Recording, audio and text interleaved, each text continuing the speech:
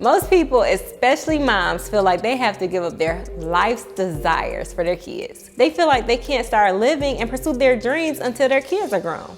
That is not the truth. The Proverbs 31 woman did it all. I struggled with balancing everything for a long time.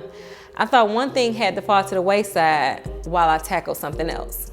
The true juggling effect. But I did learn to balance. I'm still perfecting it, but I want to share what I've learned in hopes that it pushes you to pursue your dreams and live a successful, well-rounded life.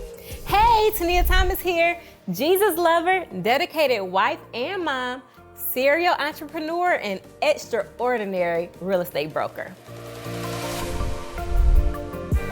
So I had my daughter at 16, and that put a fire under me to just go and get it by any means. My first thought was provision. I vowed that no one would have to help me take care of her. Not my mom, my dad, or even her dad. I was gonna make it happen. I fell into real estate at 18, and I was able to see more money in a few months than most people see in a year. That really put a fire under me to get more. I always wanted more. There's nothing wrong with that, but what was the motive? Well, for me, at the time, it was to prove the naysayers wrong. The people who talked about me and said I would never be nothing because I had a baby so young. So first, my motive was wrong. And second, my priorities were all out of whack. Yes, provision is needed. But what about working on myself internally so I could be better for her and show her better than I had? Thank God I eventually got there, but she was 12 when I really started to work on myself internally. Your internal growth is more important than anything because who you are internally shows up externally. Okay, so I started getting my priorities together.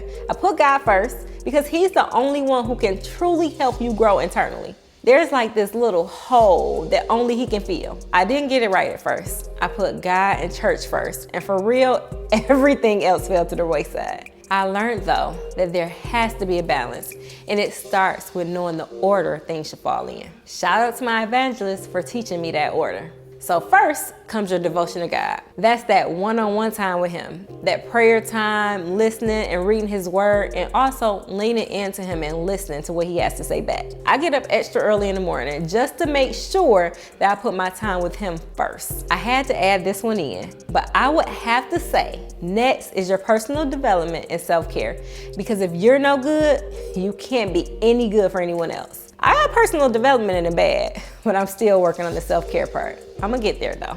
Next, if you're married, would be your spouse. You have to make time for your significant other. Time without the kids and not just in the bedroom. You have to continue to cultivate that relationship. Date each other, have intimate conversations, and don't just talk about the house or the kids. Love on each other and really give yourself to each other. Some people get lax when they get married, but you have to keep your relationship fresh and fun. Make it a priority. Then comes the children. So I always made sure I did what I had to do for my children. They were provided for. I made sure they were at church and extracurricular activities, and thank God I've always been an entrepreneur, so even the events and field trips at church I was able to attend. They even went on multiple vacations a year, but I was missing that intimate time with them.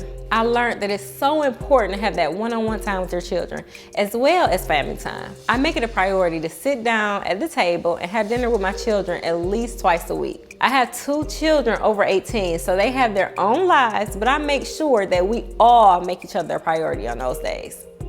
I also implemented quarterly one-on-one dates with them, because it's so important for our children to know they are a priority and to get that one-on-one time with them so we can see what's really going on with them, especially teenagers. The next thing I would say is helping out at your local church, working on your purpose or what God has called you to do when you find out what it is.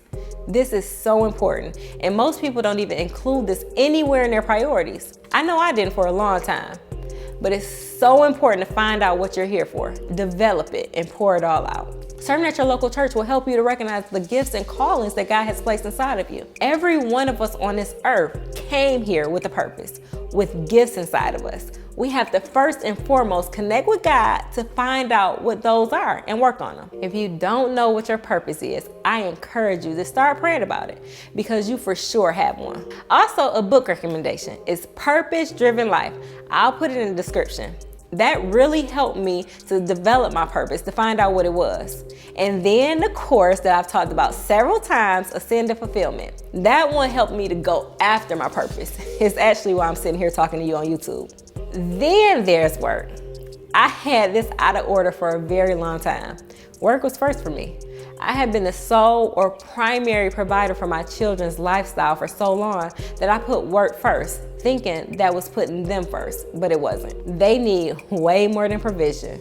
But work is important too, because if you don't work, you don't eat. What's amazing for me is that my work is intertwined in my purpose and the calling on my life. So it made it so much better and easier once I realized that. A lot of people don't know that God put us in places, roles, and positions in our jobs to realize and or develop their purpose. So that's my order. And after that is anything else you want to do or have time for. I truly believe having fun and making time for your family and friends is very important. But in order to thrive, we have to put first things first. And in order to stick to the priorities we talked about, you have to learn to say no. You have to say no to what's not a priority in your life in order to say yes to what is. That's how you manage your time and make the best out of the life that God has given you. And I'm not gonna lie, this was hard for me to learn, especially since I was a people pleaser. I thought I had to be at everything someone gave or do anything someone asked me to do. But what helped me was making sure that I put the priorities that we talked about above on my calendar. And if it interfered with any of those, I had to say no. And of course, I have to add in, it cannot be go, go,